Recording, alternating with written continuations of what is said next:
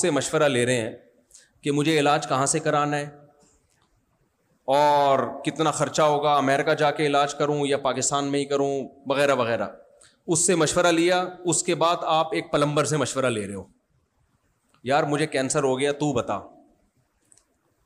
وہ کہے گا یار ابھی آپ تھوڑی دیر پہلے کس سے مشورہ لے رہے تھے؟ آپ لوگ میرا خیال ہے میں ٹی وی میں آ رہا ہوں تو تھوڑا سا ساتھ دینا. وہ کہے گا آپ تھوڑی دیر پہلے مشورہ لے رہے تھے کینسر, بلکہ کینسر کے اسپیشلسٹ کو غصہ آئے گا, کمبخت تیری نظر میں میری اور پلمبر کی کوئی فرق نہیں ہے؟ جب تو نے مجھ سے مشورہ لے لیا تو اب کسی جمعدار سے تو کینسر کے بارے میں مشورہ لے رہا ہے. تو اللہ کے مقابلے میں مخلوق کی کوئی اوقات ہے؟ تو اگر استخارہ اللہ سے مشورہ ہے اور اللہ خواب میں آ کے آپ کو بتائے گا کہ کرو یا نہیں کرو, ریڈ کا مطلب نہیں کرو, گرین کا مطلب کر لو, کالے کا مطلب مت کرو اور وائٹ کا مطلب کر لو, لوگوں نے یہ بنائی ہوئی باتیں, تو پھر قرآن میں پبلک سے مشورے کی اجازت یا حکم ہوتا؟ قرآن میں سورہ شورا نازل ہوتی جس کا نام ہی مشورہ ہے. قرآن میں یہ ہوتا وَأَمْرُهُمْ ذُو شُورَىٰ بَيْنَهُمْ, ان کے اہم معاملات مشورے سے طے ہوتے ہیں, یہ ہوتا قرآن میں. تو اس سے صاف پتہ چلتا ہے استخارہ مشورہ بولو نہیں ہے. جب مشورہ نہیں ہے تو جب ہم کسی سے مشورہ لیتے ہیں تو سامنے والا اپنی رائے دیتا ہے, جب مشورہ نہیں لیتے تو رائے دیتا ہے پھر وہ, بلکہ ہم اس کو ڈانٹ دیتے ہیں کہ میں نے آپ سے پوچھا ہے. ایک بھکاری کے پاس نا ایک خاتون کے پاس ایک بھکاری آیا, ہٹا کٹا تھا, اللہ کے نام پہ کچھ دے دو. اس نے کہا شرم نہیں آتی اتنے ہٹے کٹے ہو کے بھیک مانگتے ہو؟ اس نے کہا میں بھیک مانگ رہا ہوں, مشورہ نہیں مانگ رہا آپ سے, جو مانگ رہا ہوں وہ دے سکتی ہیں تو دیں, باقی چیزیں جو نہیں مانگی ہیں وہ دینے کی بالکل ضرورت. بولو ہم مجلس میں بیٹھے ہوں, کوئی بات کر رہے ہوں, بیچ میں کوئی مشورہ دے, ہم کہتے ہیں نا بھائی صاحب میں نے آپ سے مشورہ مانگا, کیا خیال ہے بھائی؟ تو اگر اللہ سے یہ مشورہ ہوتا تو اللہ جواب دیتا, اور جب اللہ جواب دیتا تو مخلوق سے مشورے کی اجازت نہیں ہوتی. تو استخارہ پھر ہے کیا بھائی؟ بھائی استخارہ ہے اللہ سے خیر طلب کرنا, اللہ سے دعا مانگنا. اللہم ان کنت تعلم, اے اللہ اگر تو یہ جانتا ہے کہ یہ عمل تیرے لیے میرے علم میں بہتر ہے تو مقدر کر دے اور اس میں برکت دے دے, بہتر نہیں ہے تو مقدر نہ کر, ہٹا دے اس کو یہاں سے.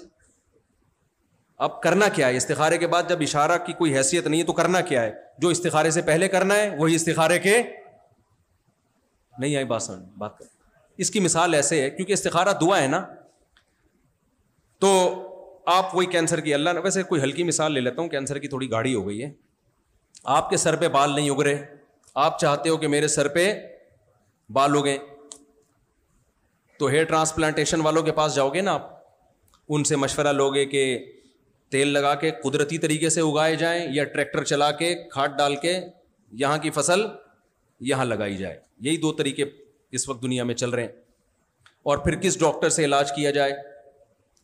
تو آپ نے, میں بات ہی دماغ سے نکل گئی میری جو میں مثال دینا چاہ رہا تھا, یہ کینسر ہی کی ٹھیک تھی یار. اس میں ایک سگریٹ کے ڈبے پہ لکھا ہوا, سگریٹ کے ڈبے پہ لکھا ہوا ہوتا ہے نا, خبردار سگریٹ کینسر کے لیے نقصان دہ. ایک آدمی دکان پہ گیا, اس نے سگریٹ خریدی, اس پہ لکھا ہوا تھا خبردار سگریٹ پینا مردانہ قوت کے لیے, مردانہ قوت کی کمزوری کا ذریعہ ہے. اس نے فوراً واپس کی بولا وہ کینسر والی دے دے بھائی, تو کون سی دے دے, لوگوں کو کینسر قبول ہے, دوسری بیماری قبول, کہتا مر جائیں. تو میرے ذہن سے ہی وہ مثال نکل گئی جو میں دینا چاہ رہا تھا. ہاں آپ گئے ڈاکٹر کے پاس, ڈاکٹر نے آپ کو مشورہ دیا بھائی کینسر کا یہ علاج ہے, یہ علاج ہے, یہ علاج ہے. مولوی صاحب کے پاس گئے, مولوی صاحب نے کہا بھائی میں ڈاکٹر تو نہیں ہوں لیکن میں دعا کر دیتا ہوں. تو آپ مولوی صاحب سے پوچھو گے مولوی صاحب دعا کے بعد میں نے کیا کرنا ہے, تو مولوی صاحب کیا کہیں گے جو دعا سے پہلے کر رہے تھے. کیا خیال ہے بھائی دعا سے پہلے جو کر رہے تھے کیا کر رہے تھے؟ کینسر کو دور کرنے کے دنیاوی اسباب اختیار کر رہے تھے. اور کینسر کو دور کرنے کا دنیاوی سبب کیا ہے؟ کینسر اسپیشلسٹ کے پاس جانا. تو وہی پہلے بھی تھا, دعا کے بعد بھی کیا ہوگا؟ وہی ہوگا.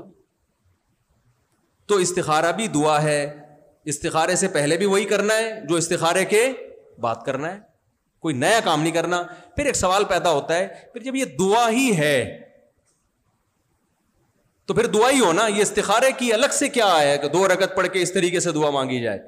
بھائی ہے دعا ہی, لیکن اس کے الفاظ چونکہ نبی صلی اللہ علیہ وسلم نے اسپیشلی سکھائے ہیں اور اس کا طریقہ سکھایا ہے، تو پتہ چلا کہ یہ عام دعاؤں سے اوپر کی دعا ہے، اس کی قبولیت کا امکان دوسری دعاؤں کی نسبت زیادہ نہیں بلکہ بہت زیادہ ہے، لیکن کرنا وہی ہے جو دعا سے پہلے، اور جو دعا کے بعد بھی وہی کرنا ہے جو دعا سے پہلے کرنا ہے۔ اب پہلے کیا کرنا ہے؟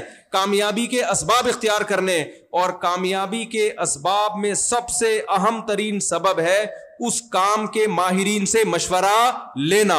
آپ کینسر کے پیشنٹ ہو تو کامیابی کا سبب یہ ہے کہ اس کام کے ماہرین جو کینسر اسپیشلسٹ ہیں ان سے مشورہ لیا جائے گا۔ دو چیزیں، مشورہ بھی لیا جائے گا اور اس کے ماہر سے لیا جائے گا۔ کسی پلمبر سے مشورہ لینا تو بھی جتنے مرضی استخارے نکال دو برباد ہی ہو گئے آپ۔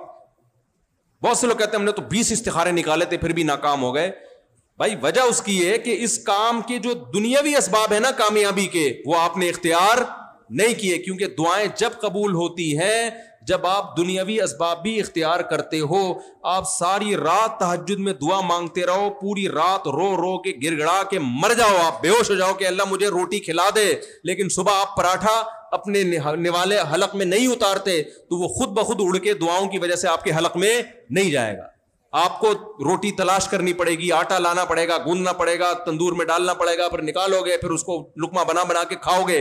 تو ایسے ہی قرآن سے پتہ چلتا